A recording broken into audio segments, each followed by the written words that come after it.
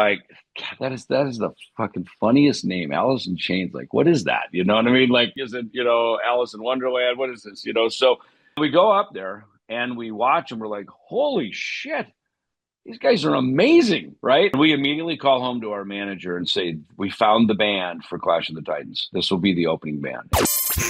Rock, metal, prog, and everything in between. Welcome to this episode of Talkin' Rock with Meltdown. Don't forget to follow the audio-only Talkin' Rock podcast on all podcast platforms. And now, it's time for today's conversation. Here's Meltdown. Sometimes when I'm talking with you, I just got to start the recording process. Otherwise, we'll just sit here and talk offline the whole time. Yeah, and we'll miss all the good stuff that we, was totally off the cuff. Yeah, hey, two things to get into before the Nick Menza documentary, which I watched the last couple days.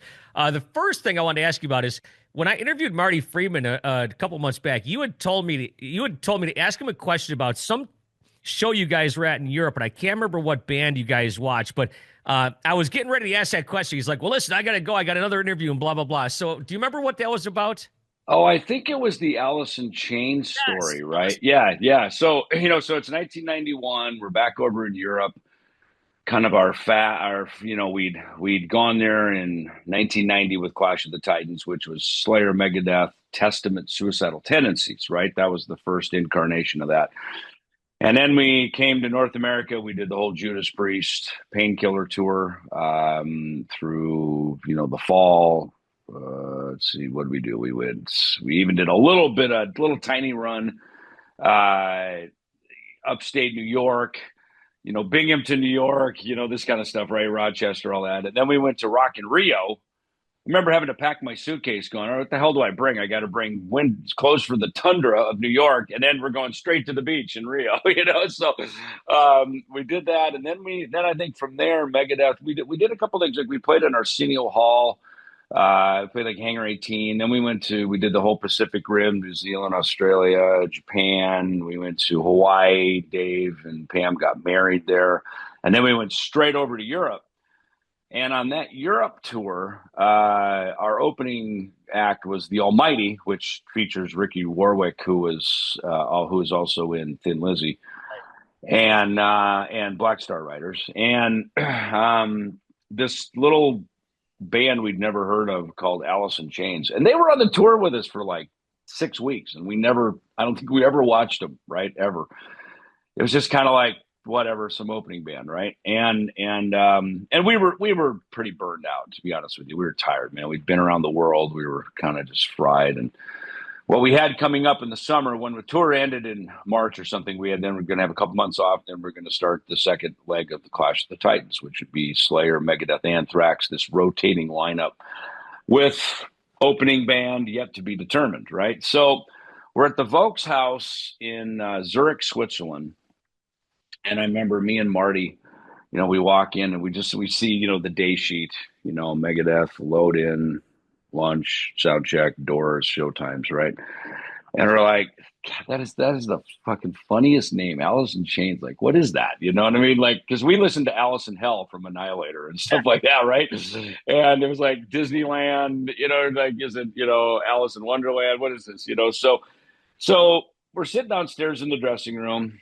And they start playing. And I think, I forgot if it was both bands or three bands that night, I forget. But anyway, so they start playing. We're like, well, fuck it. Let's go upstairs and check them out, right? And this is literally toward the end of the tour. And we go up there and we watch them. We're like, holy shit, these guys are amazing, right? We've like missed it the whole time, right? And, they're kind of looking like lumberjacks. They got their flannels, they're grungy. They look like they're out of Narnia or something, right? It's just, with their beards and all their stuff. And we're like, holy shit, this is good. And we immediately call home to our manager and say, we found the band for Clash of the Titans. This will be the opening band. And Scott Ian already knew about him, so he loved him. And Tom Araya got on board with it. So that one night, lo and behold, there it was. And then they became the opener for Clash of the Titans. Yeah. And as Jerry Cantrell told me one time, and I'll never forget, word for word, he says, we earned our bones on that tour, meaning that they took a lot of heat opening up for three thrash legends, and they were some unknown band no one ever heard of. dude, our fans were throwing rocks at him, which was not cool, but Thrashers like thrash. They don't like anything else, right?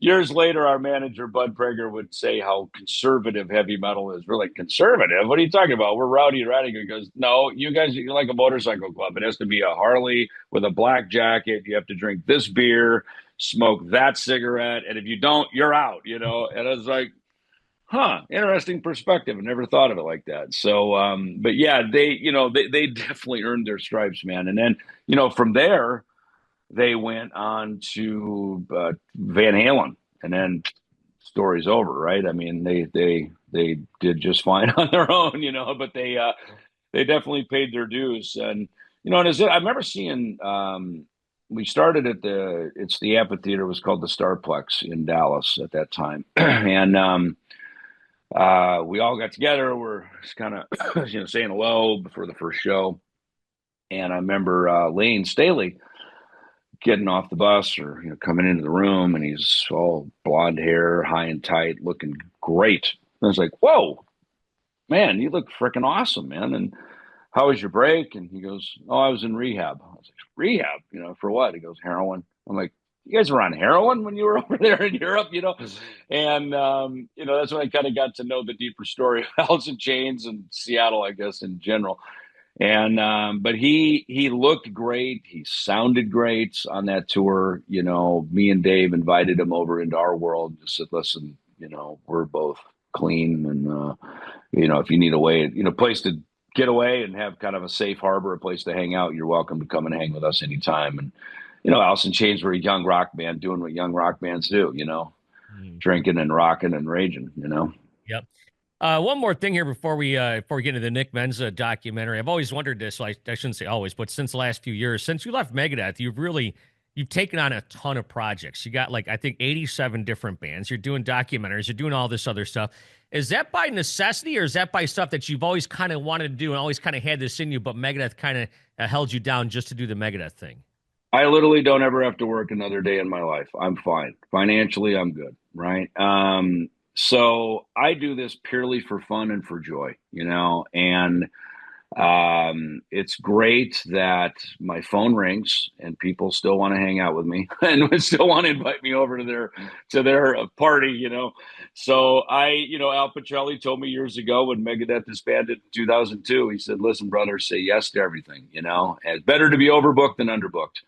And as I've talked about, in other interviews, I said no to a couple things. And boy, the phone stops ringing quick, and it was pointed out to me. It's like, David, they're calling you because they want to hear you say yes. It's like when you hit me for this interview, you don't go, hey, let me hit up Ellefson. Hopefully he'll say no, and it's like, no, I hope he'll say yes, So, yes, just, again, the Jim Carrey Yes Man movie. I've talked about this over and over. It's so poignant because it just, it opens up all the doors, yes leads to 5 more yeses, which leads to 10 more, So, these things are all fun for me. They're passion projects. A couple of them make me a little money here and there. Usually I end up investing my own money into these things. But money is just a tool, and it's used wisely can go to help many other people and do other great things, So I try to, I remember reading that book from Dave Ramsey years ago, or part of it anyway, or some of his podcasts. He's a guy in Nashville, the Christian guy who talks about getting debt free, and he said, the whole reason to get debt free isn't to just go buy more shit for you. It's to go be charitable to others, So I took heed of that because I was probably pretty heavily in debt at that time. There comes a point in your life, you're raising a family, building Megadeth over the years, every rock group has its expenses. And as I'm reading the Geddy Lee book, as I've read the Alex Van Halen book, we're all in the same band. We invest into the group to keep the group going and building. And I do that now with my own life. I invest in myself and I invest in my life to be able to be where I'm of best service to other people. Yeah. And I suppose that with the times nowadays, it's probably tougher being in a band. You talked about being in debt in Rush or Van Halen or stuff. I mean, they were probably making a lot more money than bands are nowadays, right? Yeah, yet, buses and semis and lighting and, the shit's expensive. You know what I mean? And, there's a lot of more zeros to the income. There's a lot more zeros to the expenses, and so it's all just the scale of economy, but it's the same, whether it's Kings of Thrash and, we got a run coming up and, we're not going to do the bus. We're just going to get in a van and drive around. That's what I do in Europe, with Bass Warrior. I get in the car and drive around. I have a great time. I love it. I drive better than most tour bus drivers and limo drivers anyway. I can't tell you how many times I've gotten into a limo and go, oh my God, I feel like this guy's going to kill me, So let me drive. I drive better than you, So, and honestly, when Frank Bello and I were doing our Altitudes and Attitude, we did some shows with me and Frank and Bubblefoot got in the car and we drove around the Midwest and did some shows. And Frank said, he goes, dude, I have never seen any of this. Because I've been asleep in the back of a tour bus my whole career, while doing these drives. I said, I know it's, there's a lot of cool stuff out here, in America and in Europe. And, I love, South America, you have to fly. Asia, in Japan, you can do the train, of course, but, where you can kind of get in the car and drive and sort of, I like being in control of my own destiny. You know what I mean? Just kind of going at my own pace and I've done the grind, I've done all the heavy lifting, and so it's nice to be able to sit back, relax, and enjoy the ride now. Yeah, I'm with you too. Whenever I go somewhere, I always like to drive because I want to be able to leave when I want to leave and all that kind of stuff. But Yeah. the documentary now, where can people see this, or is it coming out soon? This Was My Life, the story of Nick Menza. What's the deal with this as far as the release and stuff? Well, so we did these two premieres. We did the West Coast premiere, the East Coast premiere the last couple of weeks. The idea was to fluff it up and get the interest out there. Bayview Entertainment, who are in charge of the distribution for it, they're working on getting all the digital streaming together. We do have some Blu-ray DVDs that we pressed up, a very limited amount of those. So it's now. There's a couple of courses, right? You can go out to the film festivals, you make the sort of, you go around the track and you try to get some distribution. What we just did is kind of the similar version of that. And we even did a premiere last week when we were in New Jersey. We were doing another premiere also down in North Carolina. And so we may try to do some smaller cities. I won't be at them, for the Q&A and stuff, but just so that people can see it. It's really to kind of, get it drummed up to get the interest for the digital streaming. What was the impetus behind doing something like this? I mean, obviously you're in a band with him for 10 years and he was with the Megadeth camp for longer than that, which I didn't realize. Right. But was this something that you had thought about? Did somebody approach you about it? Well, yeah, it's funny you say that because Nick really came in as a drum tech, kind of an understudy to Chuck Beeler. He came in 1987, joined the band officially by summer of 1989, which is the first track we cut was No More Mr. Nice Guy for the Shocker movie. And then it was in the band until summer of 98. It's funny how, the story of this has gone, Nick, as you can see through watching, the trailer that you got, which is the film that presented the other night, Nick has got such a deep musical history. And it's funny, the other day after we did the LA premiere, I went over to the Menza house because I just wanted to get a kind of a temperature.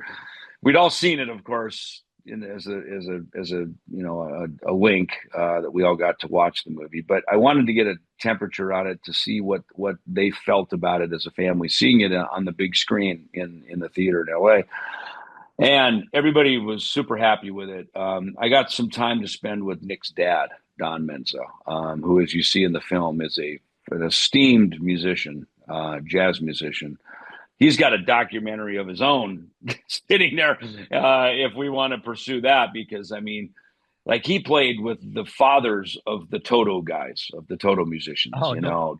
Yeah, Joe Porcaro. As much as Jeff Porcaro was this badass, with, Polito Shuffle and, Steely Dan and Toto, his dad, Joe, was even more badass. And that's who Don Menza played with.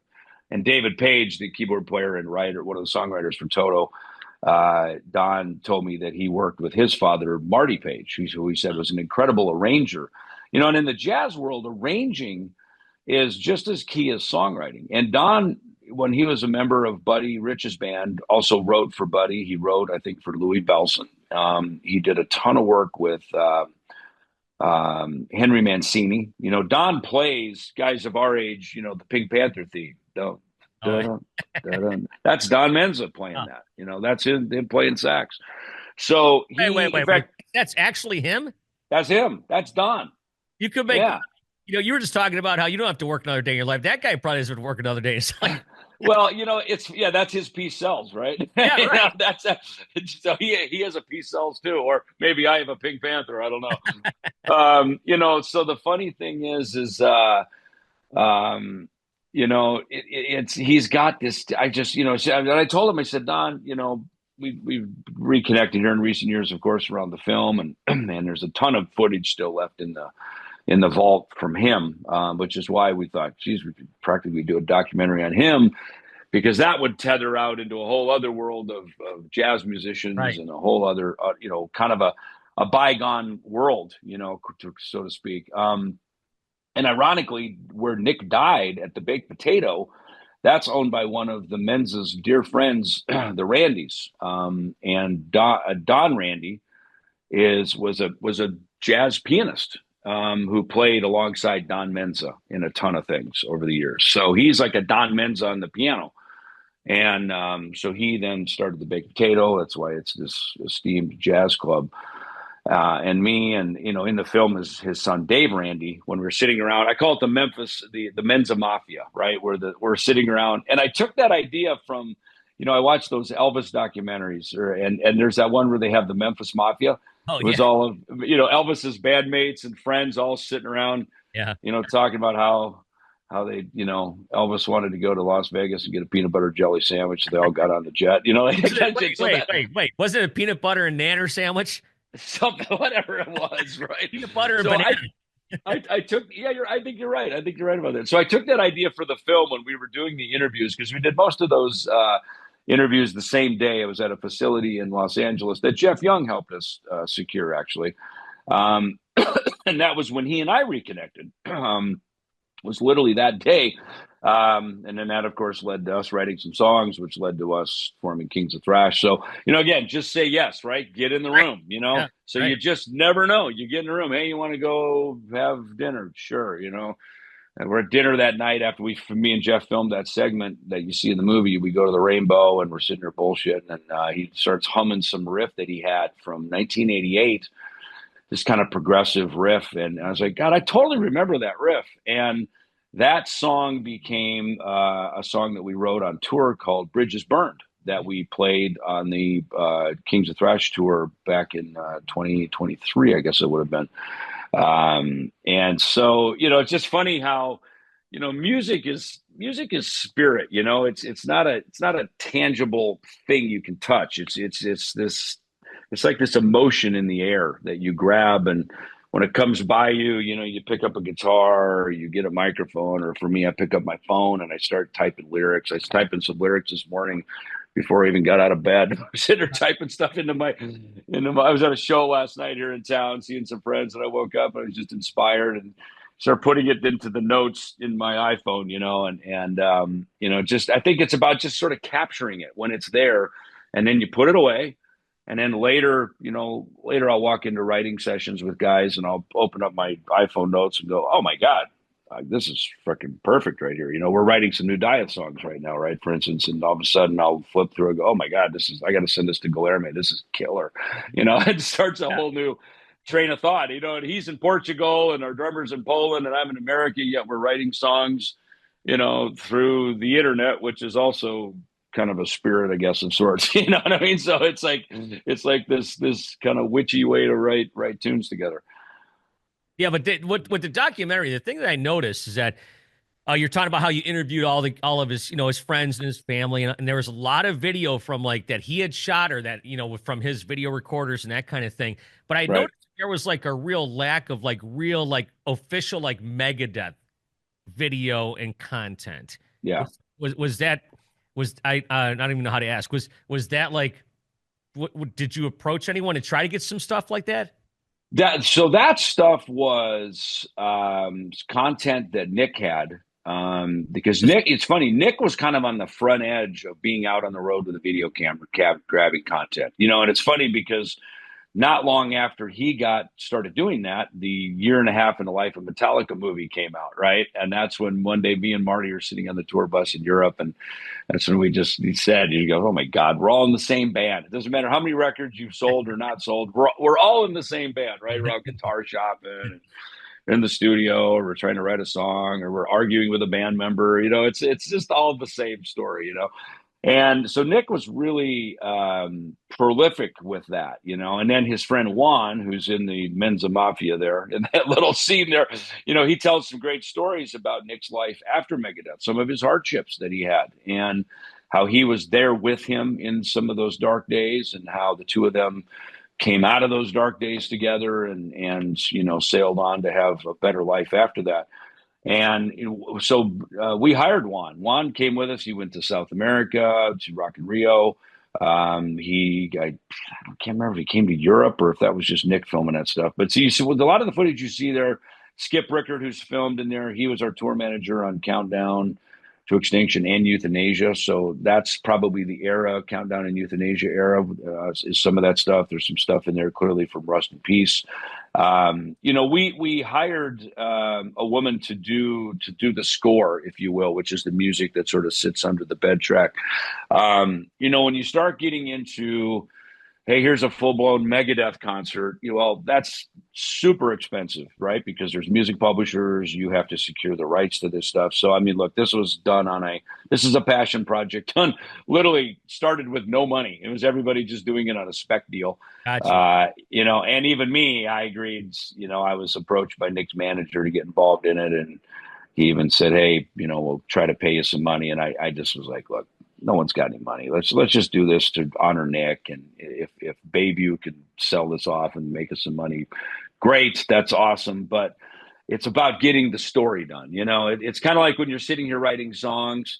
Yeah, hey, wouldn't it be awesome if we won a Grammy? Ha ha ha. Anyway, let's get to the chorus. You know what I mean? Like, those things aren't the drivers of why you do these things. I think for me, this was really more about encapsulating Nick's story, and not just Megadeth, because to Nick's family, as fun as it is that he was the drummer in Megadeth, he's their kid. He's their son. He's Danya's brother, right?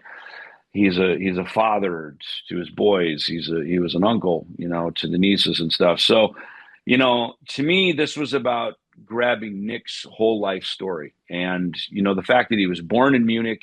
At age 3, he's sitting on the drums at the Montreux Jazz Festival in Switzerland.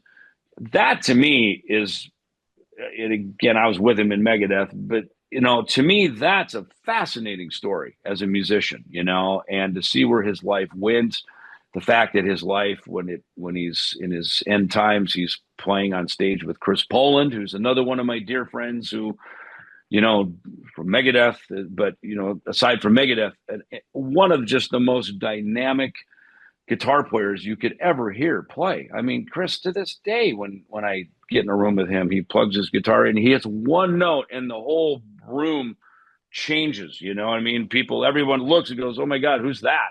One note, he's not up there shredding and doing all this crap, just one note.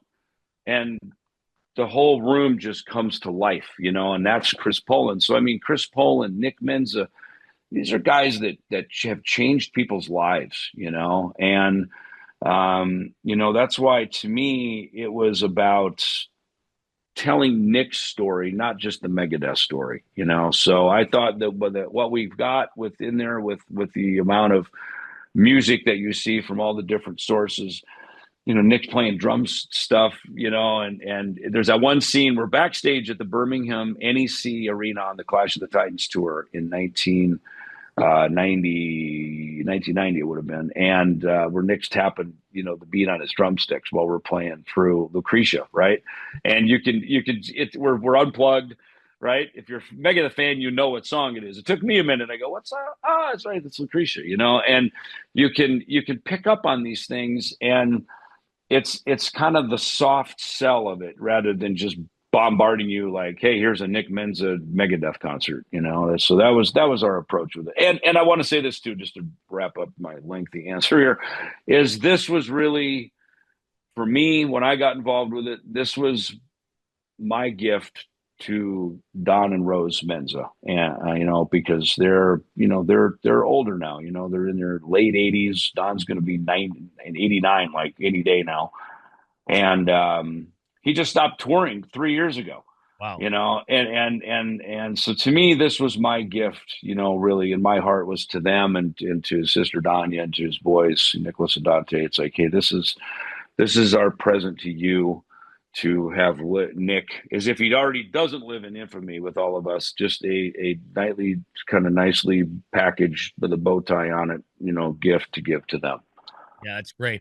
Yeah, in the interview you did with Keith Roth and my good friend Don Jameson last week, you were talking about how you thought that at the end of Nick's life, he was at peace with everything that had happened. And that started me to thinking, if it all ended today for you, are you at peace with your career and everything?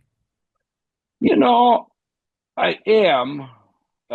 Yet I still feel like there's more for more track for the train. I feel like, I haven't quite seen the light at the end of the tunnel yet, and I think it's meant to be that way, right? I mean, unless after this interview, I get in my car and, get T-boned at the intersection. And, which I hope doesn't happen, by the way. It's the new Easter story. You know what I mean? Yeah, I appreciate it. It'd be nice to see you again too. Unless that happens. And if it does, I'm good to go, it's funny. I was just talking to a friend at the New Jersey screening, and he had a heart attack and flatlined. And I said, "How was it?" He goes, "Dude, I was at the pearly gates. It was so peaceful. It was so nice." And they said, "You're not ready. You got to go back." And he was pissed. And you hear that a lot from people. Some people say, there was nothing there.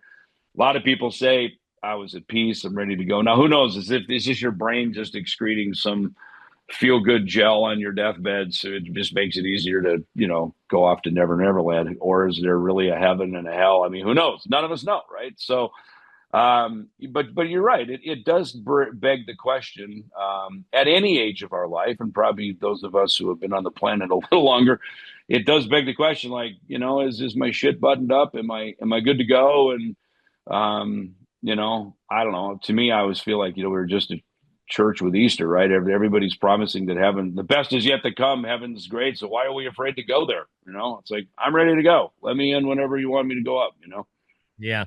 But as far as like your legacy and stuff you've done here in the music business and, with everything like that, you're at peace with everything.